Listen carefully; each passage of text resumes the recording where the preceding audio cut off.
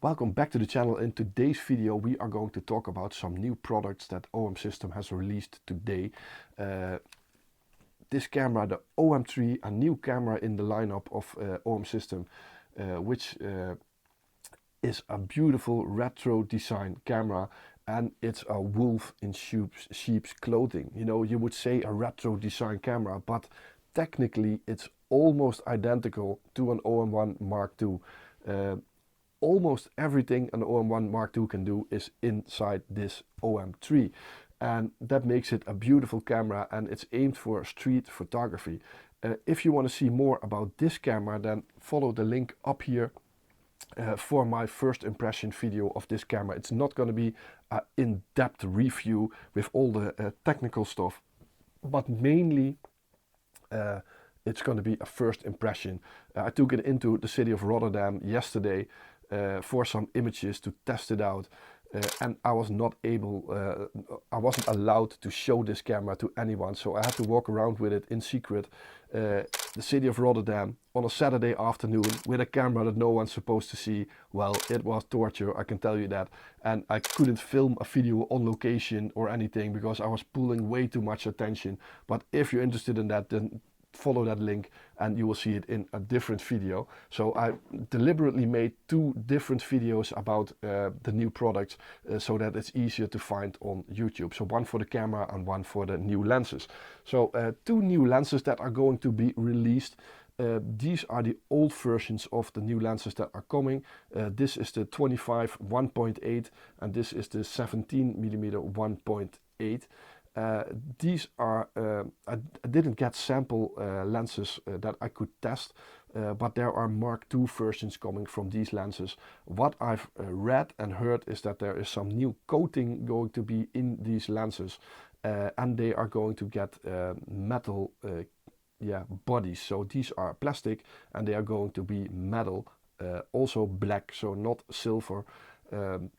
I'm not quite sure if there is some weather sealing applied to it. You would say it is if there are going to be metal coating, metal bodies, but I'm not quite sure. If it is, then I'll write it underneath here.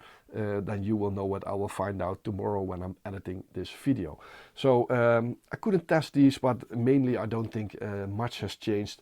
One thing that's changed, there's Olympus on the old ones and there is going to be OM System on the new versions of this, but the coating is gonna increase what I've heard, sharpness and less flare and chromatic aberration, all that kind of stuff.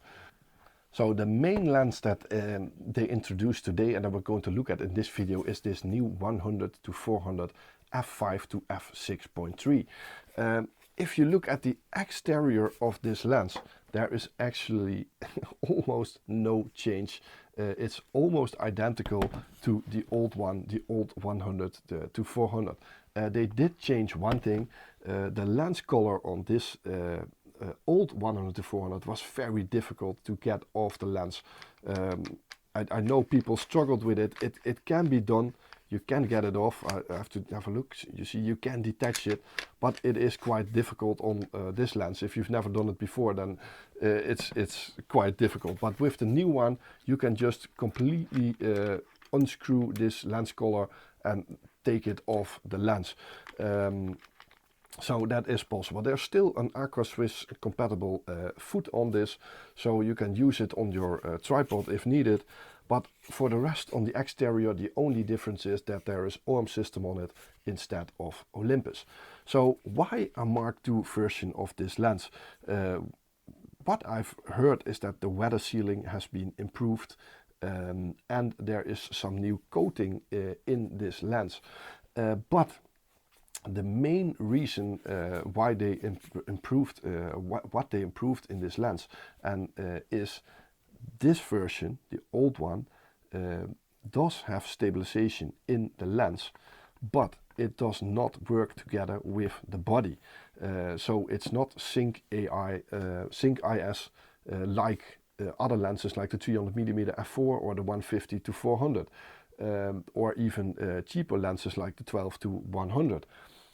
So what they did with the new version is they made this lens with sync IS. So now this lens works together in stabilization with the body, giving it a lot more stabilization and a lot more stops of stabilization. And I have to say that is a really good thing, because that was one thing that I thought was really lacking about the old version of this lens, is that the stabilization, if you use for example a 300 and you push the shutter halfway, it was just like the screen was being frozen. And with the old version, that definitely wasn't the case. You know, there was still some movement. I actually always thought that it took a fraction of a second before it even started to stabilize. It just took some time. And that was what I wanted to experience with this new version of the lens. So I took this lens into the zoo today, this morning, and I wanted to test that for myself. And I can tell you right now that the stabilization on this lens has improved significantly. You know, it's been a joy to photograph from handheld images with this lens. So if we look at a couple of images that I took with this lens at this moment, I'm just really surprised. With the old version, I always had the feeling that the image quality, the focus of the old version was turning down a little bit above the 360 millimeters. And I have to say that I didn't necessarily notice that with the new version, but they did not change anything on the glass as far as I know. So it might be that there is some new software in this thing that's creating sharper images. I did not get confirmation about that. This is just a feeling that I have at the moment, is that there is some improvement there also. So if we go to the images that I took in the zoo, I deliberately took also some images at very high ISO levels to test out.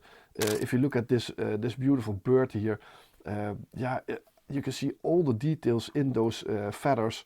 And it was magnificent to see how in focus this image was. It's shot at 400 millimeters, f6.3 at ISO 10,000. On ISO 10,000, I think this is very acceptable and very good. You know, this place where I always go to test out these lenses, it's a covered rainforest. It's called Burgers Zoo in Arnhem in the Netherlands. There's not much light, there's a lot of moisture there. So it's very difficult conditions to photograph in, and that's what I always like, why I like to do it there, because you're testing the lenses in some environments that you might be interested in going. If you, for example, go to the rainforest with a lens like this, you want to know if it's suitable for that. And that's why I tested it with those high ISOs, and I was quite surprised. I have to say that I absolutely loved those images that I shot with it. Here is a different bird sitting between the branches a little bit. I don't think this one is really in focus. I just missed focus a little bit on this little bird. Then my little snail image here, also shot at a pretty high ISO 6400, but still I think the noise levels are pretty acceptable, but at least the sharpness is there. You know, you can see all the details in the skin of the snail at 400 millimeters. So I was pretty happy with those images. Also this crown dove here, ISO 6400, all details in the feathers are there. This is not completely zoomed in, this was a little bit closer, like 227 millimeters to be exact. But I love the sharpness of this lens. Handheld images, not much light in the middle of this rainforest area. So it was definitely worth testing out. Also found this beautiful yellow bird.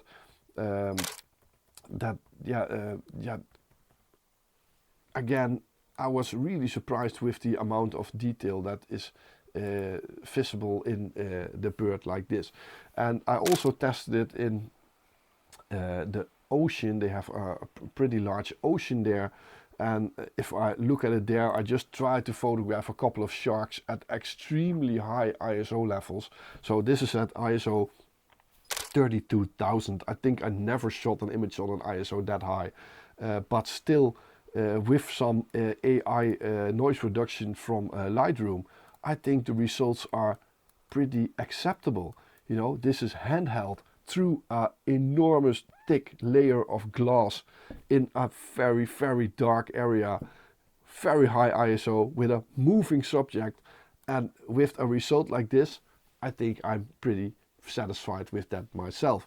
So I was really surprised by the details that this lens had in that area. Then yeah, a couple of more birds that I photographed. Some small rodents here, prairie dogs. But yeah, all in all, I have to say that the image quality was definitely not disappointing with this 100 to 400. The most beautiful thing about this lens is the new version. It's exactly the same price as the old version. I think here in the Netherlands it's going to be 1,399 euro. So yeah, for an upgraded lens with some new specs, better image stabilization, I think they did a really good job. For that amount of money, this has now become a very, very, very good lens to buy for that money. I think there's nothing on the market that has more value for money than this thing. Remember, if you're a Panasonic Lumix user, the Sync IS will not work with a different brand as the OM system cameras. So that's something to remember. So for those cameras, it doesn't really make a difference between the old and the new version. But on the OM system cameras, it makes a massive difference. It is really noticeable. So yeah, is it worth buying? If I don't know if it's worth upgrading if you have the first version. I don't know if it's worth upgrading for the second version. If you do a lot of handheld stuff, then the image stabilization is definitely an improvement. But if you're looking for a new lens, then this has definitely, I would go for this one, you know, especially because it's the same price. Of course, you can look at a second-hand version, but I really noticed that stabilization difference on the new version compared to the old one, and it made it much, much easier to take images handheld, even in low light situations like I did in the zoo over here. So yeah, definitely worth investing in if you're looking for a good, reasonably priced zoom lens. Then check out this new 100 to 400. So yeah, that was my little review. I hope you liked the sample images that I showed on the screen. I only had this lens for 2 days. Yesterday I went out with the OM3 in the city of Rotterdam, and today I went to the zoo to test out the 100 to 400. But again, it's a Sunday morning, you know, very busy in a zoo, and I just couldn't record the whole video there. Normally when I record a on-location video in that zoo, I do it on a Monday morning when no one's there. But there was just no problem, no possibility for me to make the whole video there. So I did record the images that I showed you during this video, and I hope you like them. But I didn't have time to go in depth or go outside and photograph birds in their natural environment. I just had time for this little video. So that's it for this new lens. Like I said, definitely worth investing in if you're looking for a new lens. It's just a lot of value for money at the moment. So yeah, thanks for watching. I hope you liked the video. If you did, don't forget, please push that thumbs up button. You will massively help this channel. And there is a subscribe button underneath this video. If you push that and select all on the notification bell, you will get a message when I release my next video. If you're new to the channel, normally I do a lot of on-location stuff, mostly landscape photography with OM system gear. What I'm saying in this video is all my own honest opinion. I'm not getting paid by OM system to make this video or to tell you a story that's not the truth for me. This is all my honest opinion, my own experience, what I did on location in the zoo. So yeah, I think it's trustworthy from my point of view. It's not an in-depth review. There's no time for it to show if there's really an improvement in focus with the old one. I don't have time for that. I have to return these tomorrow, so maybe I will get one later on, and I will make an in-depth about that when I get it for a second time, and I can keep it a little bit longer. But for now, my main conclusion is that I'm very positive about the upgrades that I did to this lens. So thanks for watching, and I hope to see you on the next video. Bye bye.